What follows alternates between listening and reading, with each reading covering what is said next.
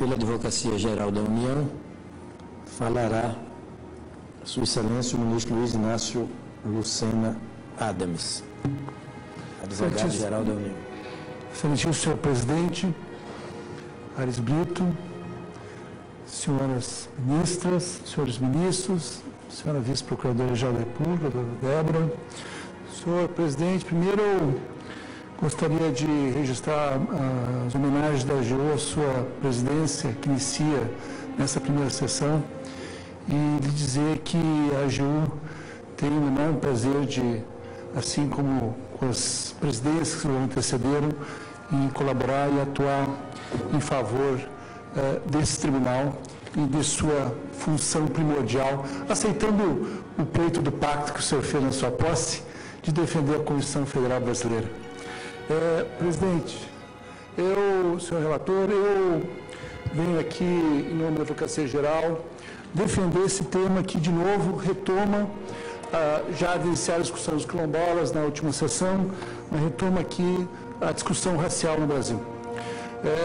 É dado para nós que a nossa legislação e a nossa Constituição, primordialmente, tem buscado retirar da nossa realidade brasileira todos os elementos de discriminação que têm sido presentes na nossa história. Ela está presente no artigo 1º, no inciso 3º, no artigo 3º, inciso 1, 3 e 4, e no artigo 170, quando defende a dignidade humana, quando defende o combate à discriminação e quando busca reafirmar essa integralidade brasileira em todas as suas matizes e diferenças. Ela, ao mesmo tempo, protege e defende a cultura negra.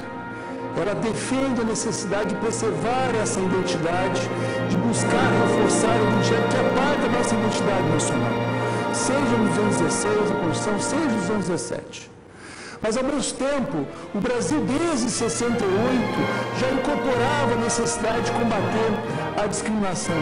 Quando nós ratificamos a Convenção Internacional sobre a Eliminação de todas as formas de discriminação racial, cuja cláusula segunda já dizia, já apoiava a adoção de medidas especiais com o objetivo e princípio de assegurar de forma conveniente o progresso de certos grupos sociais e étnicos, ou de indivíduos que necessitem a proteção para poderem gozar e exercitar os direitos humanos e as liberdades fundamentais. O Brasil, sempre do ponto institucional, participou desse compromisso, mas na sua implementação nunca realizou, nunca efetivou esse combate dessa discriminação. E a discriminação aqui não é uma discriminação biológica. Há uma confusão que essa corte já superou ao dizer que discriminação e racismo não é um conceito biológico. Quando nós referimos ao conceito biológico para identificar o racismo, lembra aquela discussão do século XX que procurava identificar o criminoso pelo tamanho do seu cérebro, pelas dimensões do seu cérebro. A questão racismo é uma questão eminentemente cultural. Não é por menos que nos Estados Unidos, hoje o racismo não é essencialmente contra o negro, o racismo hoje é contra o hispânico. É contra aquele que vive em condições que migraram dos Estados Unidos, os mexicanos, os centro-americanos que migram dos Estados Unidos e vivem em condições subhumanas de ilegalidade. Então, essa é a realidade de racismo, que é uma realidade cultural, que é uma realidade que aparece no Brasil, como foi bem dito anteriormente, como um fenótipo, como uma imagem, uma percepção que está presente na sociedade, e por isso é tão difícil combatê-la. Porque ela não está presente em instrumentos formais, ela está presente exatamente na reprodução cultural, na forma como esse país se estabelece. E é por isso que o governo Lula e já o governo presidente Dilma adotaram no Brasil a necessidade de um Estado brasileiro estar vocacionado para essa função, com uma secretaria que busca integrar as diversas culturas raciais do Brasil, na Secretaria de Relações de Igualdade Racial. Não é uma secretaria de racismo, como vem aqui defender de maneira muito assodada e muito equivocada. é uma secretaria que vem defender a igualdade, a integração de todos os brasileiros, não negando a diferença, mas reconhecendo a diferença. E a partir do reconhecimento dessa diferença, reafirmando os níveis materiais, objetivos que têm que permitir a integração na sociedade. E essa integração passa por adoção no Brasil de políticas como essa política afirmativa, que está presente não apenas na Constituição. O Congresso Nacional vem adotando isso, seja na Lei 10.172 de 2001, na Lei 10.558 de 2002, na Lei 12.288 de 2010, o Estatuto da Igualdade Racial. O nosso legislador vem reconhecendo essa realidade. E ele responde uma questão, que é a questão que essa Corte deve responder hoje. Existe ou não racismo no Brasil? E se essa realidade de racismo provoca desigualdade social? Se ela gera, se ela reproduz desigualdade racial? E essa realidade se faz presente... Essa realidade se faz presente nos números e nas realidades estatísticas que nosso IBGE e outros institutos têm apurado. Assim é que, por exemplo, 50% da nossa população compõe sim de negros e pardos. Ao mesmo tempo, do ponto de vista social, se considerarmos 10% mais pobres, que são aqueles que ganham até R$70, que estão nos miseráveis, na realidade, vamos ver que 11,5 milhões de brasileiros negros e pardos compõem essa realidade, enquanto apenas 4 milhões de brancos compõem essa faixa social. Para cada 2,7 pessoas brasileiras, negras e pardas, nós temos um branco que estão na condição miserável. Ao contrário, se nós considerarmos os mais ricos, 1% mais ricos, 8% de pessoas pardas e 1,1% de pessoas negras contra 88,4% de pessoas brancas. Então, sim, existe uma realidade social que reproduz e vem reproduzindo uma realidade de discriminação. Não é uma realidade sonorizada. Não existem leis que proíbem o casamento de brancos com negros. Não existe uma lei que proíbe a ascensão social do negro no nosso país. Mas existe uma relação cultural que se reproduz há muitos anos, há séculos, que mantém essa relação numa aparente democracia racial. Uma aparente democracia racial. Porque, na verdade, a realidade se reproduz numa conveniente permanência de estratificações diferenciadas, em que o elemento racial é um elemento que compõe essa realidade.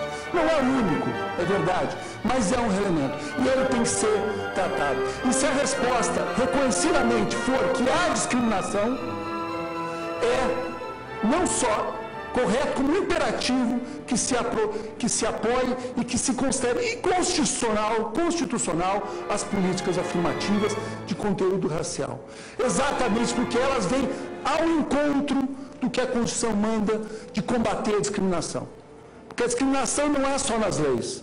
As discriminações estão estabelecidas nas relações sociais, nas relações econômicas, nas relações profissionais, como é reconhecido em relação ao negro, é reconhecido em relação à mulher, é reconhecido em relação ao deficiente físico e assim por diante. Por isso que o Brasil, se quiser se tornar um Brasil de fato integrado, um Brasil que se considere como um país de primeiro mundo, no sentido não nortista, mas no sentido de um país líder, de exemplo para o resto do mundo, como um país que reconhece, valoriza o seu povo, ele precisa, é essencial que ele resgate, recupere e enfrente esses desafios.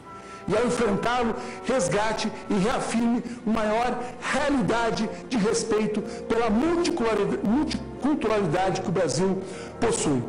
É nisso que consiste, fundamentalmente, a grande, eu cito aqui, me parece frase do Boaventura de Souza Santos, quando diz que temos o direito de ser iguais, quando a nossa diferença nos inferioriza, e temos o direito ser diferentes quando a nossa igualdade descaracteriza.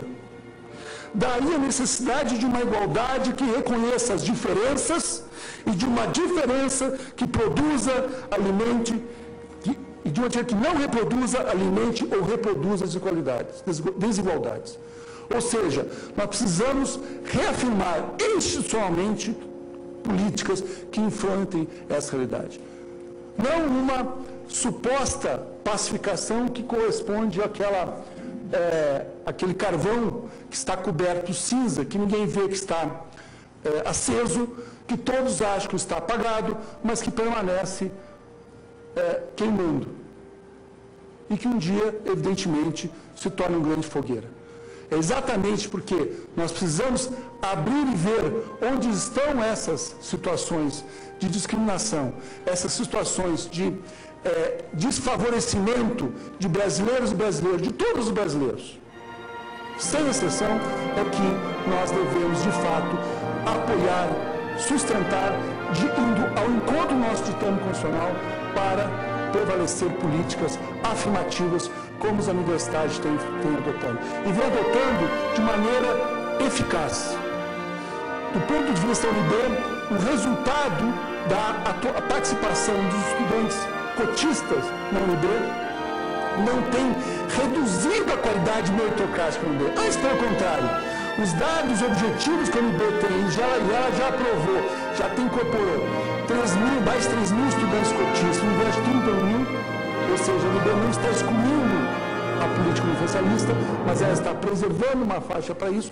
Desse universo de 3 mil, dos formados, mais de 1.000 formados, todos eles mantiveram uma média equivalente, quase igual dos alunos aprovados no sentido universalista, dentro do dinâmico universalista. Ou seja, em nenhum momento esses alunos que entraram para o sistema de cotas produziram um resultado que foi de encontro à meritocracia. Antes, pelo contrário, eles evoluíram rapidamente, num período de 4, 5 anos, alcançaram um padrão de excelência equivalente a qualquer aluno de universidade que entra no UNB e consegue se formar aqui na universidade com excelência, com meritocracia e com qualidade. E por isso, senhor ministro, senhor presidente, senhor relator, senhoras e senhores ministros, eu espero a advocacia geral da União que, em homenagem a todos os que lutam contra a discriminação, e particularmente faço homenagem na pessoa da ministra Luísa Barros, aqui presente, que chefia a Secretaria da Igualdade Racial, que essa corte venha a declarar improcedente, improcedente a ação direta, a ação do preceito fundamental para reafirmar as políticas afirmativas adotadas pela UNB. Obrigado. Obrigado, Vossa Excelência.